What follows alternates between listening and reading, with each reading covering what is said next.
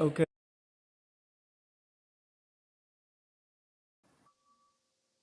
Good morning, Revolution, everyone. Welcome to our show. Thank you so much for joining us. I'm Taryn. I've been away for a while, and so, they threw me in the deep end here with this topic and putting me in the host seat. Thank you so much for joining us, Rosanna, Bennett, and Dom. It's always nice to see you.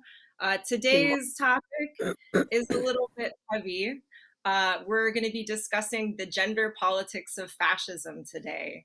And we're going to be talking more generally about what the stakes are for women and LGBTQ people in November. And so before we begin, I just wanted to bring up some heartening statistics, actually.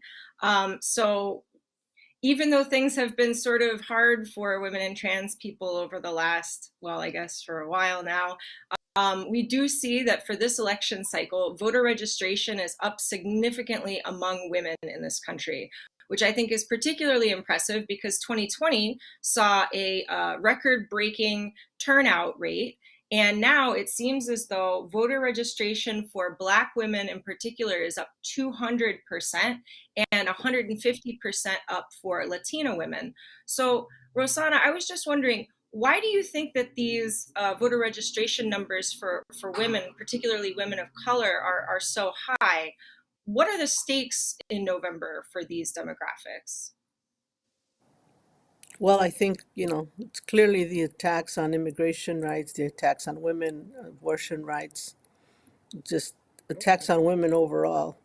And I think there's also important to point out that women are winning political office in other areas of the world. For example, in Mexico, they just inaugurated the first woman president who plans to continue a transformation of Mexico from people centered, people before profits type of administration. So there are threats, not just locally, but there's threats throughout the world that women are gaining maybe too much power for them, for their misogynistic ways.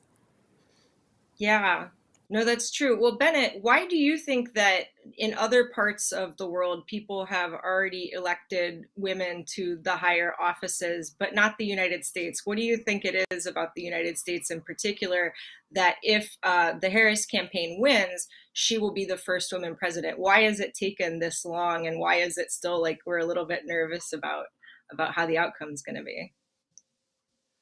Well, I think that the particular cultural politics of the United States are particularly misogynistic, and I think that that has a long history in the U.S. of removing women from the workplace, excluding women from positions of leadership, and I think that the development of our capitalist economy is very much dedicated to a very specific kind of gender relations and gender politic, which I think that this position is kind of just a very simple example of. Yeah, Dom, do you feel hopeful? Do you think that this year we will see our first women president in the United States? And if so, why? Yeah, I am hopeful. I think that people are just really sick of the sort of divisive, really just nonsense coming from Trump and Vance. I think people are sick of them even flip flopping on the issue of abortion. On one day Trump is saying I'm not gonna sign a national abortion ban. The next day Vance is saying, oh, I heard Trump said he would sign a national abortion ban, and so on and so forth. And I think people are just sick of the crap. They're sick of hearing every day Trump does something nuts. Vance says something misogynistic or racist, or the GOP does this, and I think people are just sick of it. I'm sick of it. I think everyone on this panel is probably sick of it, and I think people, just as Kamala's slogan says, like, people are looking for a new way forward, and it's not to say that Kamala is perfect, right? I don't think that she's perfect, and she wouldn't be if I could compile a list of 10 people I want to be president. I don't know if she'd be on that 10 on that list of 10, but I think people are just sick of the mess. They're sick of the nonsense. They're looking for a new way forward, and I think that's what Kamala is sort of offers people, for better or for worse. Yeah. And also, speaking of sick of it, I don't know if folks have heard the name Amber Thurman um, at all in the news. Amber Thurman was I think, a 28-year-old Black woman from Georgia who basically was not able to access life-saving health care, and therefore her, I think, 6-year-old boy was orphaned. She was a single mother, and she died after not getting appropriate treatment. Now, it was good that I think I think it was this last week that a judge in Georgia actually overturned the state's abortion ban, saying that it was totally out of control, that it was basically dehumanizing women. It was turning women into sort of, walking incubators. Bennett, why do you think it is that there is this desire to sort of control reproductive health like this for women? Like, what is it? Why are they so eager to do that, even when it's resulting in the death of more women? I mean, in Texas alone, maternal mortality is up 56% since 2019, and I don't think that that's any coincidence. I think it's obviously an outcome of Dobbs. So why would you think that, Bennett? Why are they so eager to make sure that people can't get treated when they go to the emergency room with an ectopic pregnancy? I think a huge thing when we're talking about the gender politics of fascism is understanding that, like we understand fascism as a unique kind of ruling class intervention in the economy and in politics, fascism also represents a direct and unique intervention in the control of reproduction. When you look at kind of Nazi propaganda and Nazi laws, um, people like Hitler said that the primary function of women in society was to produce children and raise them. And that this was a part of the fascist economy, and it was also part of the fascist kind of political and ideological structure. Um, under capitalism generally, there's an intervention that seeks to continue the reproduction of the working class, to ensure that there are more laborers to be exploited in the next generation to produce profits, and to ensure that women in the home are providing this kind of free reproductive labor. But fascism kind of exacerbates that. It is a direct intervention into the reproductive economy, and I think that we're seeing those attacks right now as when we look at the Dobbs decision, there's fears about not enough children are being reproduced. On the far right, we're seeing these kinds of worries about, oh well, white people aren't reproducing the race. And I think that is a key kind of structure of fascism, is this concern with ensuring that people are reproducing, um, that the family is kind of the center of the ideological basis of fascism's, like, interpersonal politics and their gender politics. And likewise, I think that it's an attempt to exert even further control on not just the productive economy, but also on the reproductive economy. Right. Yeah, no, I think there's something very psychological about this whole thing too, for women and LGBTQ people, particularly trans people. If, God forbid Trump was going to win again, this would now be the second time that somehow he was, chosen. Obviously, he wasn't elected by a popular vote, but this would be the second time that a rapist, an abuser of women, was basically preferred, or got power. Let's not say preferred, but got power over a woman. The first being Hillary Clinton in 2016, and now it would be Kamala Harris. The first Black woman running on the Democratic ticket for president. So, Dom, what do you think the outcomes would be if Trump were to win again? Do you feel like that would, somehow galvanize the movement for women and LGBTQ people, or do you feel like we would have to be on the defensive?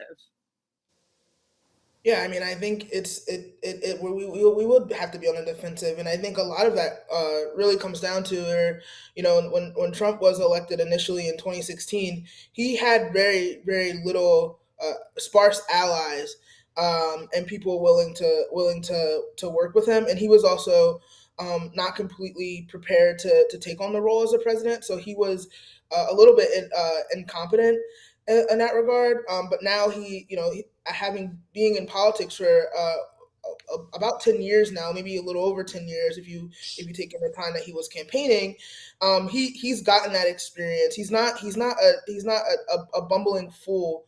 That he once was when he was elected in 2016. So he will be a lot more efficient as president than he was in 2016, and I think that's the most worrisome part for me. So yeah, we would be on the defensive. I think people, don't realize how demobilizing, not just, I mean, policy of course, but rhetoric as well can be. The way that he speaks is very frightening, and I think people underestimate how terrified people will be if he becomes president, just based on his rhetoric alone, and it's not even taking into consideration what his policies will do to demobilize, not just the women's movement and the LGBT movement, but the labor movement and just our movement for socialism in general. I mean, people, he said himself, like, we need to do something about the American communists and the communists that were born here in the United States. And he's not just talking about us as members of the Communist Party. He's talking about anyone who is vaguely a socialist or vaguely left leaning. That's who he's not going to limit it to just anyone who self identifies as a socialist. And that's the scary part. So it would be a huge blow to our movement, and it's something that we can't afford. So yeah, it's another Trump, second Trump term is absolutely frightening. Yeah, no, I appreciate what you were saying about rhetoric, right? Because rhetoric does matter. Like it matter to, little black children, little black girls, especially to see a black woman in power in the highest office in the United States. Likewise, the rhetoric would change. Things would feel different in the country if we're pushed back like this. And so, Rosanna, I'm just wondering, you know, what do you think, why is it that they're coming along these kinds of lines? Like, I remember when I used to work in labor, and you would go into a shop and you would see that certain jobs were done by women and certain jobs were done by men and certain jobs were done by Polish people and certain jobs were done by Haitian people. There was this sort of like division. Do you think that there is an effort with this rhetoric to go further than just sort of the government, but to cause division within families, within workplaces? And what would the outcome of that be? How can we push back against that? Well, that's clearly the tactic. He did that in against Hillary Clinton. He kept saying about the emails, constantly emails. And I remember even a conversation I had with my sister-in-law, who said, "Well, I don't think I'm going to vote because her emails or something to that effect." She said, and it was surprising because uh, this sister is particularly progressive, so it really got to people. And this is what he's doing again. He's spreading all of these lies, whatever, and she's going to do this and she's that. And it's the same type of tactic that he used the last administration, when he ran against Hillary. Same kinds of things to divide people. And he knows that if he repeats it often enough, people are going to believe it. And so the thing is, did people learn from from the last elections, when the last time he used this kind of tactic? Have people learned from that? And I think that that's the question, whether what's going to happen. Uh, if hopefully they've learned that, all of these things are just a bunch of lies, or that they've learned that they need to look in deeper to verify some of these things, if in fact they're true or whatever. So that's really key when we want to win elections, when we want to win anything, is to be able to look deeper into whatever we hear, especially because we're so inundated with a lot of information from all over the place. social media, newscasts, article, everything, that we have to be able to begin to really learn to look deeper into everything that we read and hear, so that we get the full facts, and we're not deceived, and we're not guided in the wrong direction, and guided to vote, directed to vote in against our best interests. I also think that, I know that there are people who think, well, it's going to make it better if if he is elected, because people will wake up and, stand up and do this or that. It's kind of like making things worse so that people will wake up. Well, that's not necessarily what's going to happen, because it has to be organized. We have to be organized in order to really have that kind of effect. So it's not an automatic kind of thing.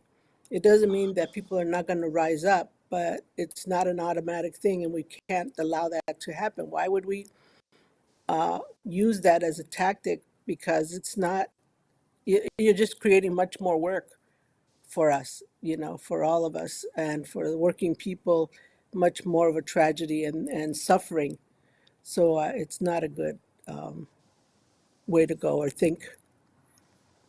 Right, 100%, and I think that also what has come out of the first Trump presidency, and I think is still sort of with us as this specter, is that now people are saying things that seem unbelievable. You could see it at the RNC, where they're all holding up these signs that say mass deportation now.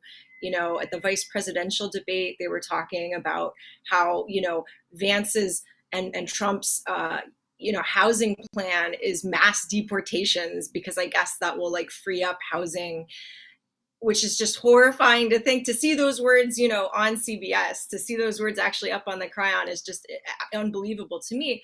But you're also hearing more and more about stuff like repealing the 19th Amendment, taking away the franchise from women. You're hearing about, abolishing no fault divorce. You're hearing about, how women don't need access to healthcare, sorry, not healthcare, women and families don't need access to childcare because their grandparents should do it.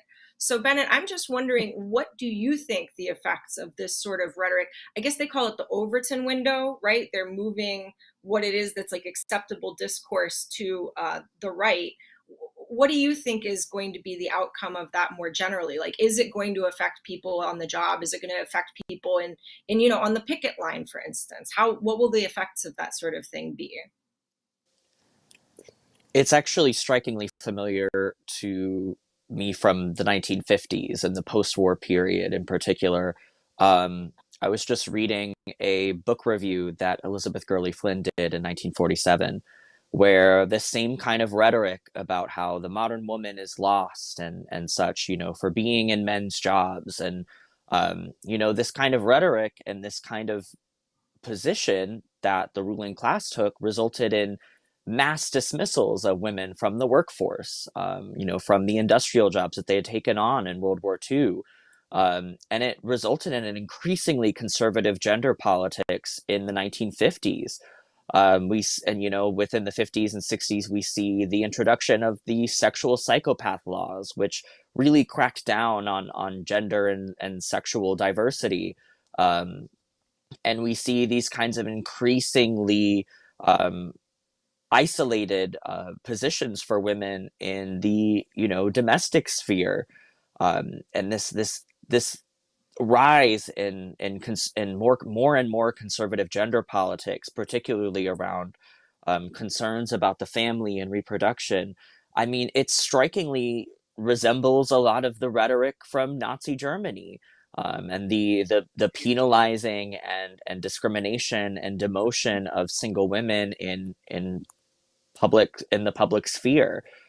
There were calls in the late 1940s and 50s from the fascist right in the United States um, to make it illegal for single women and for older women to teach children.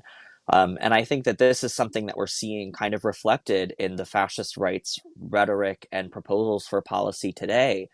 And when we look at that period, we see the result is increasingly misogynistic, increasingly, homophobic policy. We see kind of the largest campaign against LGBTQ people, um, and the most vicious campaign against LGBTQ people in the post-war period in American history. And I think that that is something that we have to reckon with, as a result of this rhetoric. It's not just words.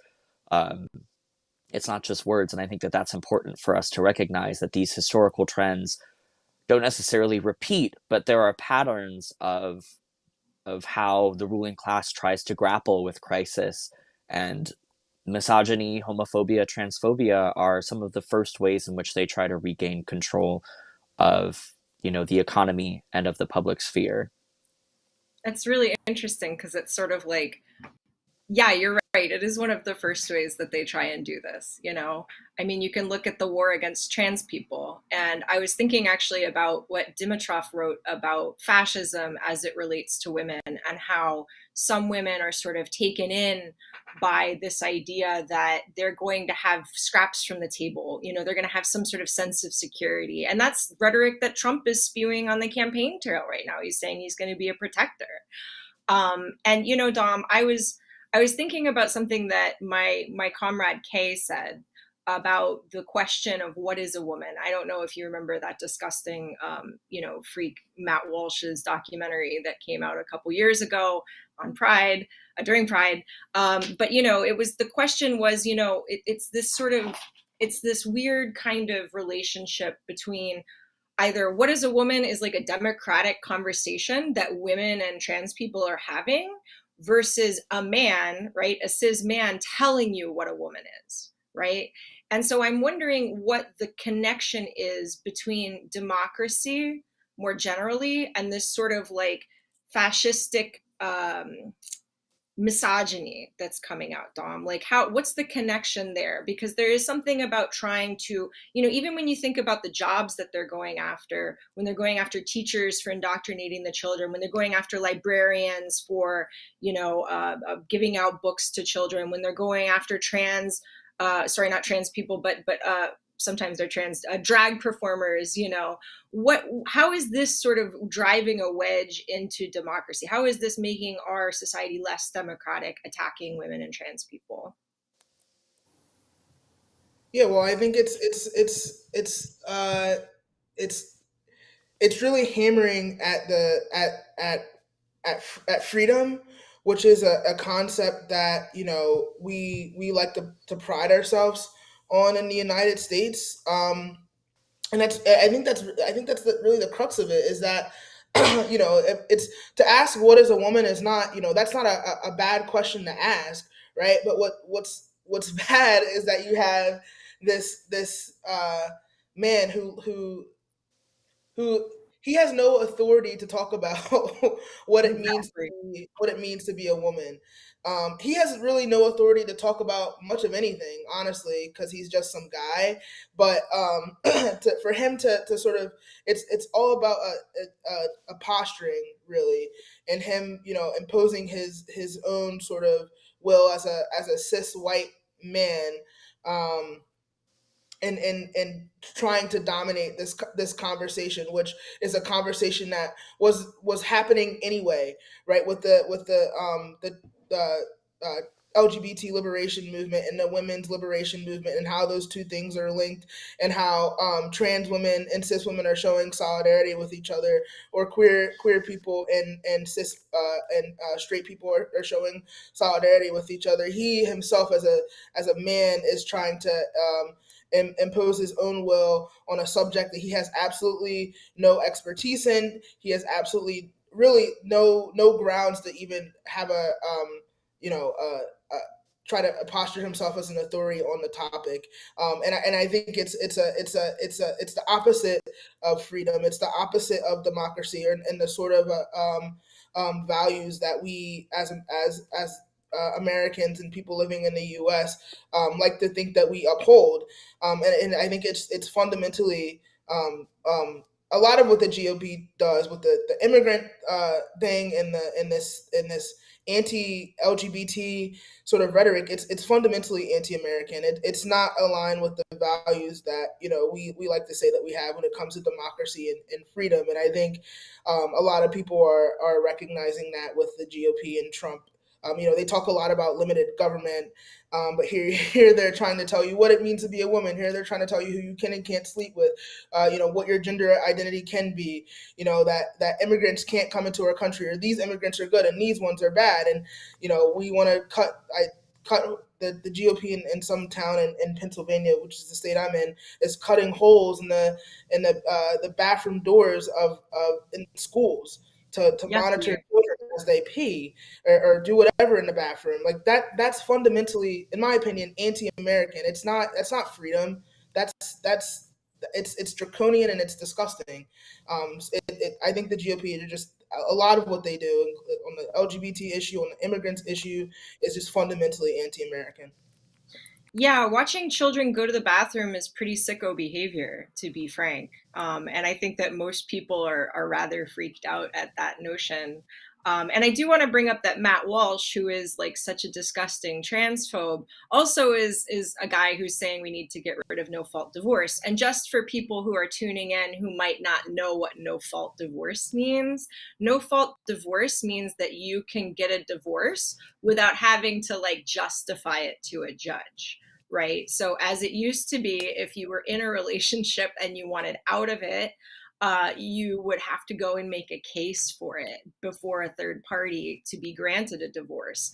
And so, there is a very real connection there between this kind of watching kids go to the bathroom and making sure that people are locked into abusive marriages. And JD Vance himself said that actually maybe women need to work harder at saving their marriages even if they are in abusive relationships. So this is just something to sort of consider going down the line. But Rosanna, we have seen a remarkable uptick in union militancy, right? The AFL-CIO now, for the first time in history, is run by a woman, Liz Schuler. And we've seen that, job sectors like Starbucks, for instance, where for a lot of LGBTQ people would work for Starbucks. At least when I was younger, it was very much known that you would go and work for Starbucks so that you would have access to healthcare. And so a lot of women and LGBTQ people are actually specifically working at Starbucks to be able to have gender affirming care and healthcare. And these are the workers, who have been on the forefront of this resurgence of labor. And so I'm wondering, what do you think, like, is an attack on women and LGBTQ people now also an attack on organized labor in this country? Well, it's an attack on everything that is surging. Yeah, it's an attack on the fact that workers are really understanding their power and not pulling back. Being they're not accepting their working conditions. They're not accepting. They're not fearful even of losing their jobs. They're willing to make that sacrifice because they understand that if they stick together, if they work together, if they fight together, they win, which is really true. And so more and more workers, more and more women and LGBTQ, more and more of all of our working class people understand that that concept, and so they move forward, and saying yes. I don't know how the longshore. I think they I don't know what the percentage was what they voted, but they went out on strike. I believe they are ended their strike because they were renegotiating. But nonetheless, I mean, immediately, the auto workers, they did, I think, was a really important campaign to show how workers were making much less than the CEOs who were doing very little to produce the product. And all of these kinds of things point out to the power of the workers and how they create wealth and how they deserve their fair share of it. Mm-hmm. Dom, I have one more question for you before we're going to go to like a lightning round kind of thing and then move towards the mailbag. And I'm just saying this because you're in Pennsylvania, and I'm originally from the South, and Bennett also is living in the South, and Rosanna is in California, and so some people would say that what does it matter? We already have these sickos cutting windows into kids' bathrooms. We already have, transgender healthcare has been made illegal in some states. Abortion has been made completely illegal in some states. What's the point? Like, why bother with the federal office if it seems as though everywhere around me these people are just running riot, on school boards, etc. Yeah, I want to contextualize sort of the political situation that we've been in for the last 10 or so years since 2016. Is that I think people don't realize that the reason why we have, for the last previous election cycles, the reason why we had Democrats like Bill Clinton and Barack Obama was because there was years of Republicans in control of the presidency. I'm blanking on exactly what that time frame, maybe like the 80s until Bill Clinton was elected. And the Democrats, they didn't move. They didn't say, maybe we have to move left to get more voters. No, they moved right, right. And the other piece of that is that the Bernie Sanders movement came after Obama. It didn't come after Trump. It didn't come after George Bush. It came after Barack Obama. So I think that it sometimes it does seem like if you were to say to me, if hypothetically this, if the election was what people thought it was going to be in 2016 and it was between Jeb Bush and Hillary Clinton, and you asked me like, are there differences between those two, I would say, yeah, but those differences might be a little bit more marginal than the differences between, I mean, someone like Donald Trump, who's completely lost his mind.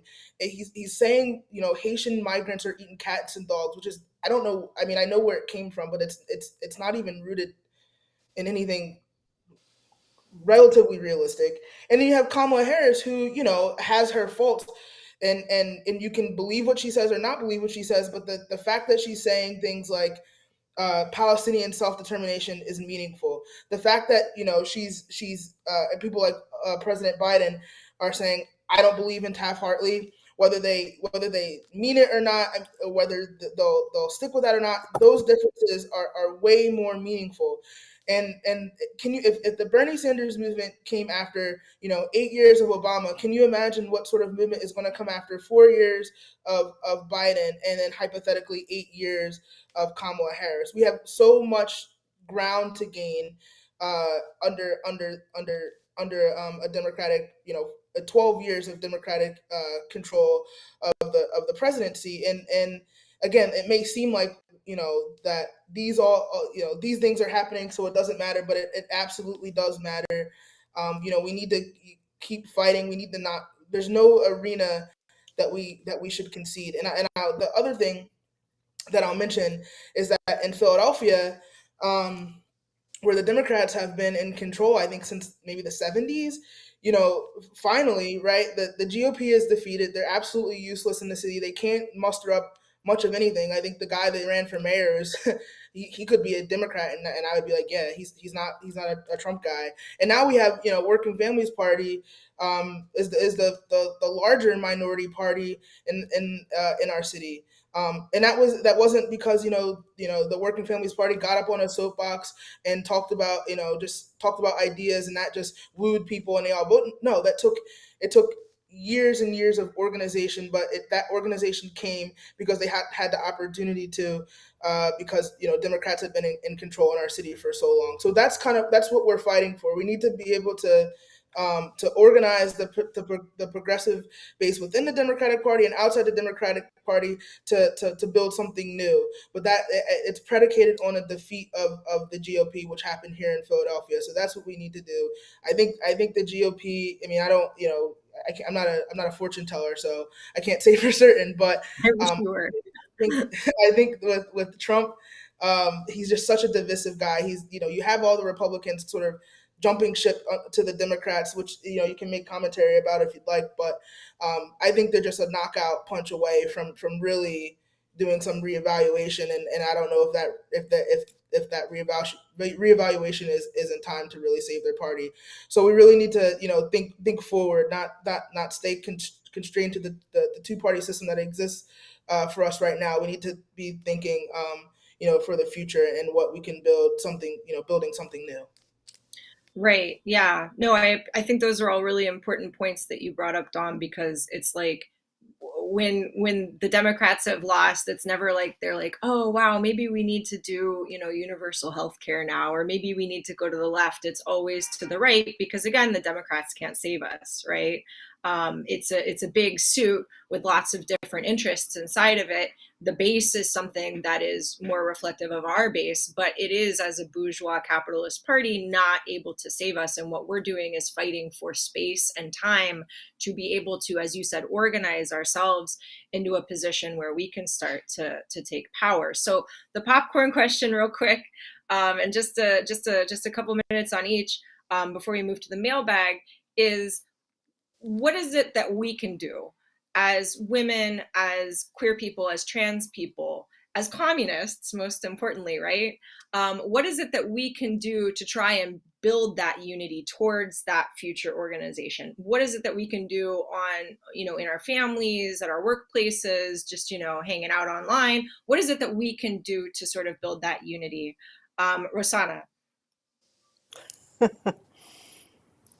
Well, I think, there's different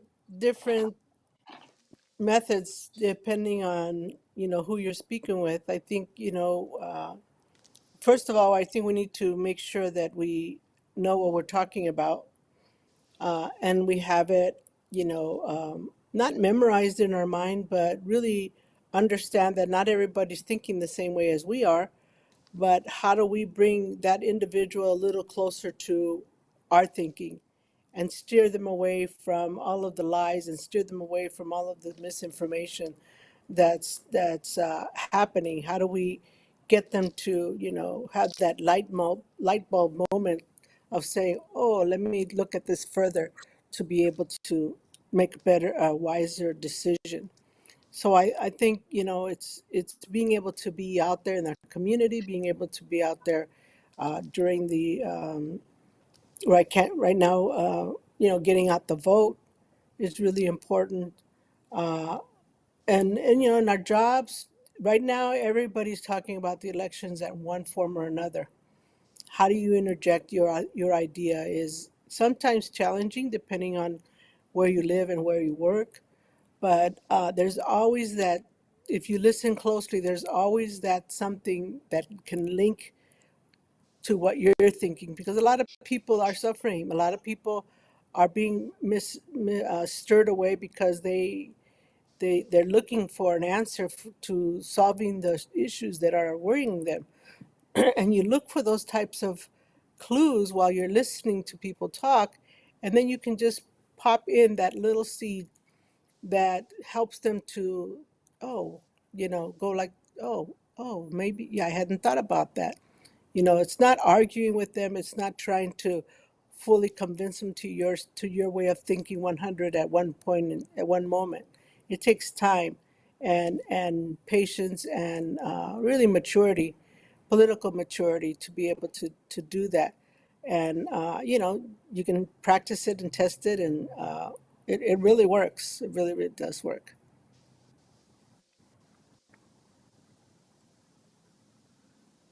You're muted, Taryn. Oh, I'm not muted. Oh, Someone muted me. Ah, can you hear me? yes. Okay, great. Sorry. Bennett, what do you think? What is a way that we as women and LGBTQ communists can do to build better unity in order to organize better? I think that, in my experience as somebody who's very involved in the LGBTQ community in DC, there's a lot of kind of vague left leaning sentiment. There's a lot of kind of untapped political potential there. And I think a lot of it comes with both the fear over, the fascist danger, but also kind of apathy about the, alternative that's being presented to us. And I think that part of our role as communists is to illustrate the alternative. We have to make the stakes clear, but we also have to, give people the, as Dom was saying, of thinking forward. One of the things that I think has been really effective is illustrating, both historical and present alternatives to how capitalists political parties approach the question of LGBTQ issues. You know, bringing up the Cuban Families Code, as, looking at like a real alternative that has substance, that has, mass support, that has an alternative for LGBTQ people than just from, kind of what the nonprofits are doing, for our communities.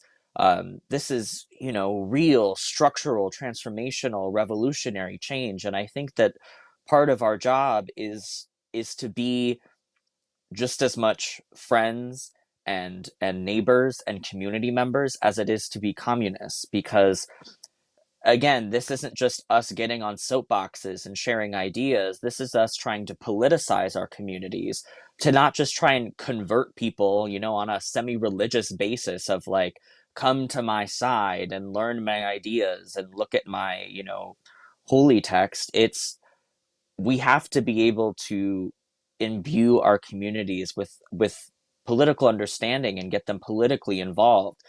And part of that entails showing them that there's something to win, fighting apathy and fighting these kinds of, you know, anti-progressive ideas um, and kind of attitudes that prevent organization, that prevent struggle. We have to show them that there is a way forward, and it's through fighting.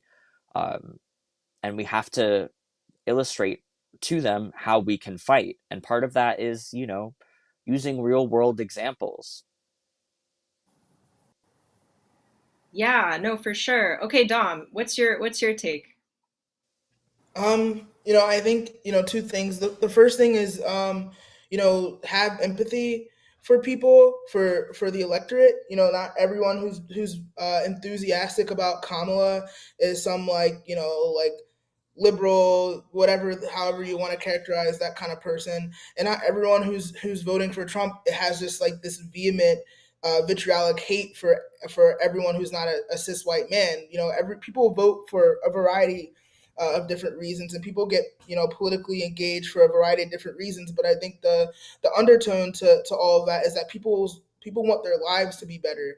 And as Bennett was saying, we have to, regardless of where that person, falls in the political spectrum, regardless of where that person, why that person is engaging in politics, we have to, if they're a working person, we have to really, meet them where they are, and have empathy for where they are, and have that conversation with them about politicizing them, not beyond the left right spectrum, but as a working person, and organize them to, whether it's in the workplace or in, a community neighborhood group, wherever, organize them to fight for, the working class position, which of course I think is progressive on the social issues. But I think, you understand what I'm saying. The other thing is that I think we have to be, not we have to think tactically when it comes to politics. It's unfortunately, politics is not just is not really at all a matter of morals, right? I think that one of the examples that I give to folks is that, if politics were about morals, you know, President Biden wouldn't be, coming out and supporting a pro-choice position, because him personally, he said it on multiple occasions that he was personally pro-life as a Catholic. Um, but he could never. I mean, he's not running for president now, but when he was, he could never, win the presidency on a Democratic ticket, on a pro life stance, right? So politics is not just, morals do play a part of it, but most of it is about, a class position and a class struggle. So we have to think tactically in that regard. Um, especially when it comes to this election. Like I said earlier, you have on one side you have a guy who is a fascist. He says all this horrible rhetoric about immigrants, about women, about the LGBTQ community, about socialists and communists and progressives. And on the other hand, you have someone who is not perfect. Her policies are not perfect, but she is listening to more and more is listening to the progressive base that exists within the Democratic Party, especially on labor. So it's a tactical choice you have to make. It's not a moral one. I wish it could be. I wish it was more of a moral choice, but that's Right. just not the reality of the situation. Yeah, 100%. I mean, I really like what Rosanna said earlier in the show about people needing to be what my mom would call critical receivers of information. And I think that those conversations that we have as we're in the process of trying to politicize our communities are very important. Asking questions. Why is it that the Heritage Foundation is filing a bunch of FOIAs to figure out which public officials or which public bureaucrats have ever used the word gender in any of their material? Why is that? Do you think they're going to stop there? We can see from the history books that the first people that the Nazis went after were trans people. That was the big book burning photos that people like to bandy around. Those were all books about gender. And so asking those questions and making those connections while at the same time insisting that a unified shop is the shop that gets a pay raise, is the shop that gets the best health insurance, is the shop that can really make sure everyone is safe on the job. And you can't do that if you're separating people out by race, and you can't do that if you're separating people out by nationality, and you can't do that if you're separating people out by gender and sexual orientation. So I think that framing it as a workers' issue is such an important thing that I think the Communist Party is uniquely positioned to do. And I hope that we can continue to do that. And I hope that we don't have to get on the defensive. I hope we can keep going, forward together, as we said at our national convention this year. Also, congratulations to the ILA on at least having a temporary agreement so that folks can go back to work and get, paid and stuff. And hopefully that's going to help them with the leverage to get what it is that they want next year when we're back to the negotiating table. So we went a little bit long, so I'm actually going to punt the mailbag question to next show. So thank you all so much for joining us. Until next week, stay strong, stay safe, and stay in the fight. All right, take care, y'all. Bye. Thank you.